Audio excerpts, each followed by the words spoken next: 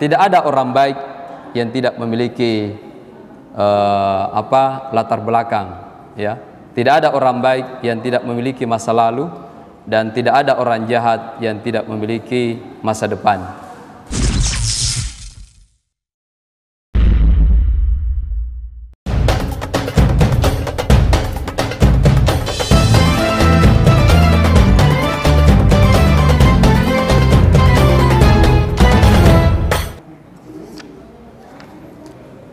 Bismillahirrahmanirrahim. Assalamualaikum warahmatullahi wabarakatuh.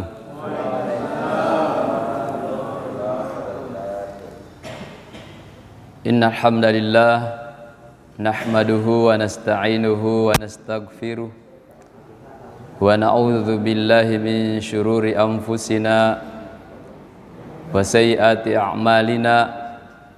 May yahdihillahu fala mudhillalah wa may yudlil fala hadiyalah. Allahumma salli ala Muhammad wa ala alihi wa ashabihi ajma'in, amma ba'd. Alhamdulillah, puji dan syukur senantiasa kita panjatkan kehadirat Allah Subhanahu wa taala atas limpahan nikmat yang diberikan kepada kita semua, sehingga pada malam hari ini kita bisa lanjut kembali kegiatan pengajian rutin di Masjid Al-Mukhlisin yang rutin dilaksanakan setiap malam Senin ba'da maghrib. Kita bersyukur pula bahwa hari ini adalah hari kedua di tahun 2022. Semoga tahun baru ini memberikan banyak harapan-harapan baru, perubahan-perubahan baru, tentunya perubahan yang lebih baik.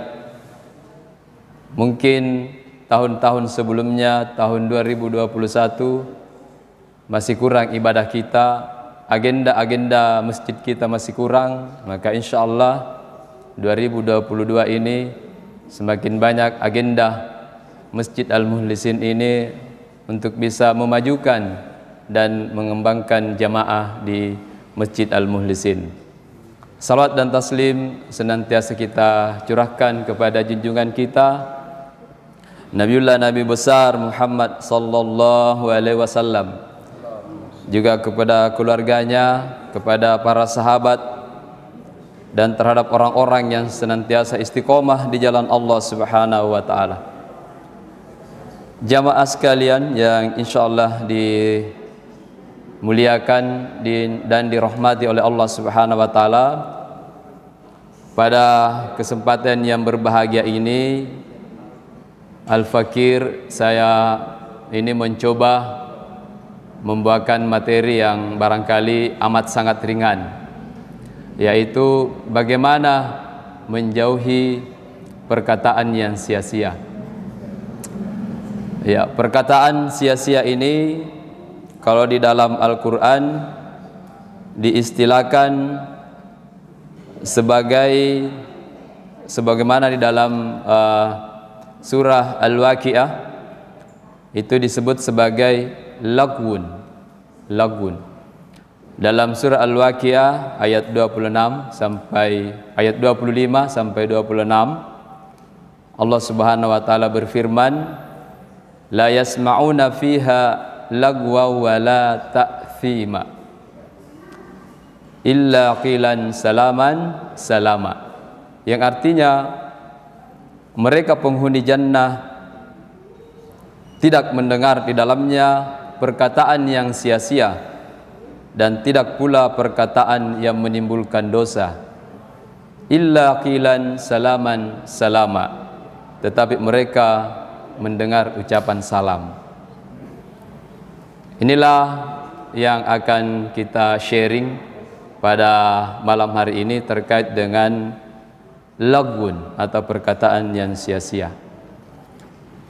Mungkin kita setiap hari mengungkapkan atau mengeluarkan kata-kata yang sia-sia, tetapi kita tidak menyadari bahwa apa yang keluar dari mulut kita itu adalah sesuatu yang sia-sia. Atau boleh jadi kita tidak sadar bahwa apa yang keluar dari mulut kita itu telah menyakiti hati orang lain. Nah, pada malam hari ini kita akan mencoba membahas kira-kira bagaimana mengungkapkan sebuah kata itu sehingga penuh dengan hikmah dan manfaat. Hadirin jamaah sekalian, ya, kata-kata itu memang memiliki energi yang besar. Bahkan ada yang mengatakan the power of word, kekuatan dari sebuah kata-kata. Kata-kata itu bisa digunakan untuk membangun dan bisa juga digunakan untuk menghancurkan privasi masyarakat, juga sampai kepada suatu negara hanya dengan kata-kata. Saking kata-kata itu memiliki sebuah tenaga yang luar biasa. Dengan kata-kata juga bisa merubah sebuah peradaban. Ya, Rasul itu berdakwah menyampaikan Islam dengan kata-kata, dengan perbuatan, tentunya dengan desain kata-kata yang menyentuh sampai ke dalam hati. Nah, ini jemaah sekalian yang insyaallah dirahmati dan dimuliakan oleh Allah Subhanahu wa taala. Ya, mungkin praktek-praktek yang terjadi dalam rumah tangga kita tidak sadar kenapa kadang-kadang seorang suami itu sering menasihati anaknya tetapi sepertinya nasihat itu tidak sampai. Atau kadang-kadang seorang suami menyampaikan nasihat kepada istrinya tetapi nasihat itu tidak didengar dan tidak sampai. Di mana letak masalahnya? Atau mungkin ada seorang ustadz yang mungkin hebat menampilkan ceramah-ceramahnya dengan tema-tema yang luar biasa, tetapi sepertinya tidak sampai apa yang disampaikan itu. Kira-kira apa letak masalahnya? Nah, yang pertama itu adalah ternyata tanpa kita sadari banyak dari kita mungkin menyampaikan suatu materi itu tetapi orientasinya bukan bagaimana menyampaikan atau sampai materi itu kepada jamaah, tetapi lebih kepada pengakuan terhadap dirinya sendiri. Disinilah letak masalahnya ketika orang jago ceramah di depan, jago menyampaikan materi, tetapi yang dia bangga-banggakan adalah dirinya. Apakah dia sudah mampu menyampaikan materi itu dengan baik, bisa menghipnotis jamaah? Jadi bukan kepada bagaimana materi itu sampai kepada jamaah, tetapi orientasinya adalah kepada dirinya. Ya, mungkin kalau seorang ibu kadang-kadang tidak didengar sama anaknya, ya sampai keluar coletehan, ya, bercoloteh, "Nak, kamu ini kenapa tidak mau mendengar sama mama? Padahal kamu ini dikandung oleh mama, bukan bapakmu. 9 bulan dalam kandungan, kemudian saya lahirkan kamu." Nah, bilang anak-anak, itu kan urusan mama. Saya tidak pernah berharap untuk lahir dari kandungan mama. Ini kan pengakuan dari seorang ibu menyampaikan hal itu kepada anaknya, seolah-olah bahwa ibunya itu telah memberikan sesuatu yang luar biasa kepada anaknya. Jadi pengakuan seorang ibu akhirnya tidak didengar. Belum lagi kalau hal itu sering diulang sehingga anak-anak itu tidak mendengar. Mungkin barangkali juga di kegiatan muhasabah biasa, orang biasa berdoa, kemudian muhasabah, mengoreksi diri. Tujuannya adalah bagaimana orang itu menangis, bagaimana orang itu terharu, bagaimana orang itu sampai pingsan. Jadi kalau sudah selesai muhasabah ditanya, berapa orang tadi yang menangis? Berapa orang tadi yang pingsan dari muhasabah yang saya pimpin? Ketika saya berdoa, berapa yang menangis? Itu ternyata orientasi kepada dirinya, bukan orientasi kepada jamaah. Ini yang salah masalahnya. Kadang-kadang kita lupakan. Mungkin kita tampil di depan, ya barangkali dengan saya juga performance seperti ini, Ya, ini dalam rangka untuk memuaskan media kita. Karena kalau kita tampil di media dengan pakaian yang kurang bagus juga, ini saya kira kesannya tidak cocok. Sehingga kita harus kadang-kadang menyesuaikan diri dengan suasana dan kondisi. Jamaah sekalian, insyaallah dirahmati dan dimuliakan oleh Allah Subhanahu wa taala. Jadi itu tadi adalah orientasi kepada pengakuan. Dengan adanya pengakuan ini akan lahir sikap sombong, sikap ria. Ria yang muncul, saya yang jago, saya yang paling hebat. Saya bisa membuat orang semua menangis di masjid ini dengan untaian kata-kata saya. Disitulah letak masalahnya. Nah, bagaimana menyampaikan perkataan itu supaya perkataan itu tidak sia-sia? Pertama adalah kita mengeluarkan kata-kata itu adalah dengan benar. Ya. Tapi benar ini tidak cukup. Harus juga ditambah dengan bermanfaat. Kemudian kalau bermanfaat, kemudian tidak menyakiti hati orang lain. Nah, ini harus ketiga komponen ini masuk ketika kita ingin mengeluarkan kata-kata.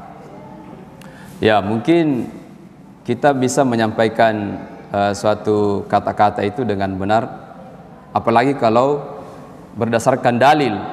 Misalnya kita menyampaikan di depan orang yang sedang minum minuman keras, kita sampaikan bahwa khamar itu haram hukumnya. Ya, tapi apakah bermanfaat pada saat itu? Apakah momennya tepat? Timingnya tepat? Ya, jangan sampai kebenaran yang kita sampaikan malah bukan manfaat yang didapatkan, tetapi malah sebuah kecelakaan yang kita dapatkan. Ya, walaupun itu ada namanya risiko dakwah, tetapi tetap kita memperhatikan di mana timingnya yang harus kita sampaikan, sehingga tidak menimbulkan efek dan masalah kepada orang yang menyampaikan kata-kata itu tadi. Kemudian jangan sampai kadang-kadang memang bermanfaat tapi menyakiti hati. Iya, ini menyakiti hati. Seorang pimpinan ya kadang memarahi bawahannya karena ada kesalahan, itu wajar.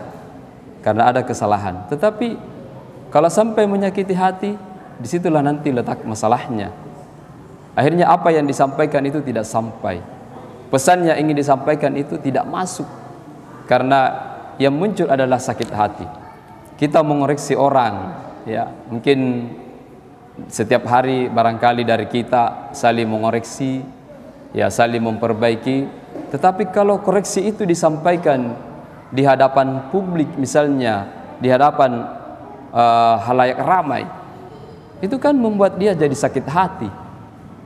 Iya, kenapa kita tidak panggil dengan baik, berhadap-hadapan, disampaikan dengan baik, disampaikan dengan cara-cara yang baik, sebagaimana Allah Subhanahu wa taala misalnya berfirman di dalam surah An-Nahl ayat 16. Dalam surah An-Nahl ayat 125, ud'u ila sabili rabbika bil hikmah wal mau'izatil hasanah wajadilhum billati hiya ahsan inna rabbaka huwa a'lamu biman dalla an sabilih wa huwa a'lamu bil muhtadin. Yang artinya, serulah manusia kepada jalan Tuhanmu dengan hikmah dan pengajaran yang baik. Jadi ketika kita menyampaikan suatu pesan, maka sampaikanlah pesan itu secara hikmah, secara baik. Boleh jadi apa yang kita sampaikan itu bagus, baik, tetapi cara menyampaikannya dan momennya tidak tepat. Sehingga ini harus dicari kapan momennya tepat, kapan timingnya tepat, dan di mana harus disampaikan supaya tidak menghasilkan masalah. Rasulullah sallallahu alaihi wasallam itu, setiap sahabat yang pernah bertemu dengan beliau selalu mengatakan Rasul itu baik. Bayangkan, tidak ada yang mengatakan sahabat itu Rasul mengacuhkan saya. Tidak ada seperti itu. Yang ada mengatakan kesannya Rasul itu baik, sangat dekat. Karena memang Rasul kalau dia berbicara di depan sahabat itu dengan hati. Kalau ungkapan itu dari hati maka akan sampai ke hati. Tapi kalau ungkapan itu secara emosional, maka tidak akan sampai di hatinya orang.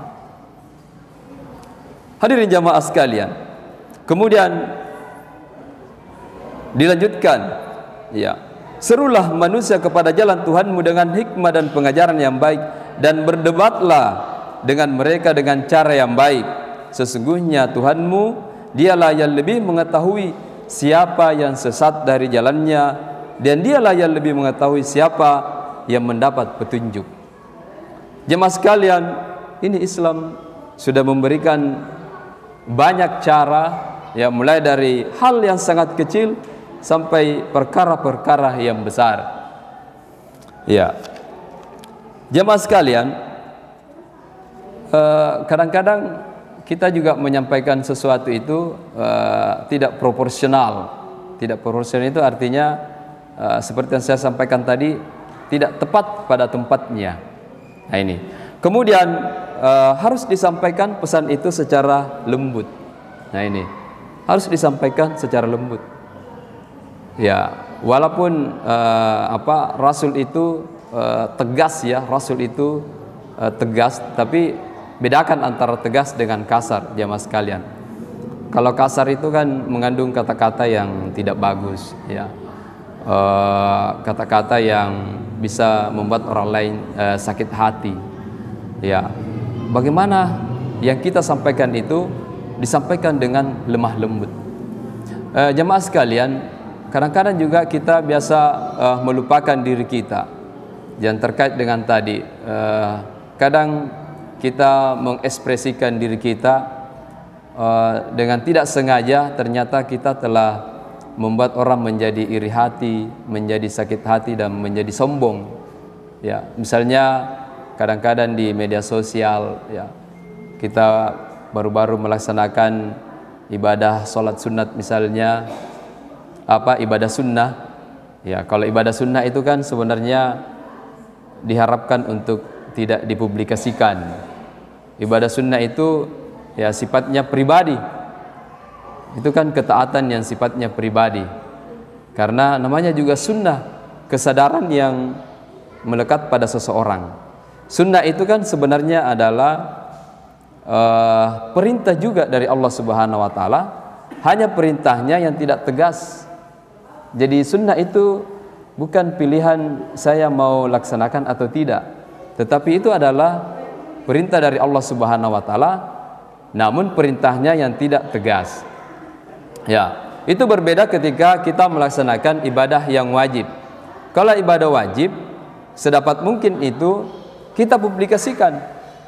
Ya, kalau kita perlu mengajak orang lain, kita ajak orang pergi ke masjid untuk sholat berjamaah. Wahai saudaraku, kita pergi sholat berjamaah.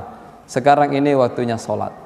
Mungkin juga di kantor, misalnya kita sementara asik bekerja, mengerjakan tugas, tiba-tiba azan dikumandangkan.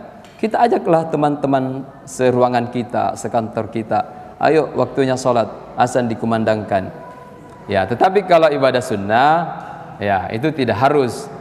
Ya, kita malah kadang-kadang karena kita puasa sunnah, ditanya teman kita puasa sunat ki hari ini. Iya. Kadang-kadang pertanyaannya mungkin mengandung secara tidak sengaja, mungkin ada aspek ria nanti yang hadir dari pertanyaan itu. Puasa ki hari ini, seolah-olah ingin mengatakan bahwa saya puasa ke hari ini. Kita tidak iya, begitu. Atau mungkin sholat tahajud, sholat tahajud tapi dipublikasikan. Alhamdulillah, dibuat di media sosial, mungkin di Facebook. Alhamdulillah 4 rakaat jam 3 malam ini. Setelah itu di scroll saja itu Facebooknya, akhirnya tidak sholat. Alhamdulillah subuh ini 1 juz. Kemudian dilihat siapa yang komen itu dari apa yang saya statuskan. Adakah yang komen? Kan seperti itu. Ini adalah pengakuan yang salah yang bisa mengantarkan orang kepada sikap ria dan malah sombong. Kalau ditanya, kenapa kamu seperti itu? Ya, katanya ini adalah supaya menginspirasi orang lain, supaya dia juga bisa bangun sholat tahajud, bisa juga mengaji. Ya, ini hati-hati jamaah sekalian, jangan sampai ibadah-ibadah kita yang niatnya itu karena Allah ternyata tidak sampai kepada Allah. Nah, bagaimana kita dianjurkan untuk berkata lembut? Allah Subhanahu wa taala berfirman di dalam surah Ali Imran ayat 159, "Fabima rahmatin minallahi lintalahum walau kunta fadhdhan ghalidhal qalbi lam faddu min haulika fa'fu anhum wastaghfir lahum wasyawirhum fil amri fa idza azamta fatawakkal 'alallah innallaha yuhibbul mutawakkilin." Yang artinya, maka berkat rahmat Allah engkau Muhammad berlaku lemah lembut terhadap mereka. Sekiranya kamu bersikap keras dan berhati kasar, tentulah mereka menjauhkan diri dari sekitarmu. Karena itu maafkanlah mereka dan mohonkanlah ampun untuk mereka, dan bermusyawarahlah dengan mereka dalam urusan itu. Kemudian apabila engkau telah membulatkan tekad, maka bertawakallah kepada Allah. Sungguh Allah mencintai orang yang bertawakal. Ya, jadi jamaah sekalian, bagaimana kita menyampaikan gagasan, ide kita, kata-kata kita itu secara lembut. Mungkin pada saat kita sedang musyawarah, kita di sini di Masjid Al-Mukhlisin, alhamdulillah, budaya musyawarah itu selalu kita laksanakan. Setiap ada masalah kita musyawarah. Tetapi ingat, ketika kita sudah mendapatkan suatu keputusan, maka kita harus kemudian berkomitmen dengan keputusan yang kita sepakati tadi. Di sini dikatakan, kemudian apabila engkau telah membulatkan tekad, itu artinya apabila kita telah mendapatkan suatu keputusan, maka kita kemudian bertawakal kepada Allah Subhanahu wa taala. Kenapa kita bertawakal kepada Allah? Karena boleh jadi apa yang kita putuskan itu mendapatkan ada kemudaratannya. Ya, kalau ada kemudaratannya, marilah kita beristighfar kepada Allah Subhanahu wa taala. Tapi kalau kita ada mengandung kebaikan, maka tentunya kita senantiasa memuji kebesaran Allah Subhanahu wa taala. Jamaah sekalian, nah, bagaimana sikap kita terhadap orang-orang yang selalu berkata yang sia-sia ini? Bagaimana sikap kita sebenarnya? Ya, Allah Subhanahu wa taala berfirman di dalam surah Al-Qasas ayat 55, "Wa idza sami'ul lagwa a'radu anhu wa qalu lana a'maluna wa lakum a'malukum salamun alaikum la nabtaghil jahilin." Dan apabila mereka mendengar perkataan yang buruk, mereka berpaling darinya dan berkata, "Bagi kami amal-amal kami dan bagi kalian amal-amal kalian. Semoga selamatlah kalian, kami tidak ingin bergaul dengan orang-orang bodoh." Jahiliyah. Ya. Jadi sikap kita kepada orang yang selalu berkata sia-sia ini, ya, kita sampaikan dulu bahwa apa yang disampaikan itu tidak ada manfaatnya. Tetapi kalau itu terus dilakukan, maka kita harus mengatakan, ya, kita harus berpaling dari dia. Kita mengatakan itu adalah amal kamu dan ini adalah amalku. Kalau sudah kita sampaikan, dia bilang, "Mau di apa? Nah, hobiku." Pagi-pagi mi update status, apalagi ibu-ibu. Kadang-kadang ibu-ibu kalau sudah dikasih tahu, ya ngeyel juga. Sudah dikasih tahu, tidak boleh seperti itu. Tidak boleh upload masakan. Baru-baru masak, alhamdulillah sudah tersedia masakan hari ini. Ya, tapi kadang-kadang juga ada yang sifatnya promosi. Kalau promosi saya juga biasa promosi ya. Ya, daripada bayar artis, mending promosi sendiri. Ya, itu beda konteksnya. Ya, karena kentara kalau dipromosikan, kalau dipromosikan kan dijual. Tapi kalau tidak dijual, ya janganlah dipromosikan itu. Ya, tapi dibagikan dengan tetangga. Ya, jamaah sekalian, insyaallah dirahmati dan dimuliakan oleh Allah Subhanahu wa taala. Ya, terakhir dari pertemuan kita, saya ingin menyampaikan bahwa tidak ada orang baik yang tidak memiliki latar belakang, ya. Tidak ada orang baik yang tidak memiliki masa lalu, dan tidak ada orang jahat yang tidak memiliki masa depan. Olehnya itu, marilah kita saling menghargai, dan istiqomalah terhadap setiap kebaikan-kebaikan yang kita lakukan. Jemaah sekalian, demikianlah apa yang bisa sampaikan pada kesempatan hari ini. Mohon maaf jika ada kurang dan salah. Billahi taufiq wal hidayah. Wassalamualaikum warahmatullahi wabarakatuh.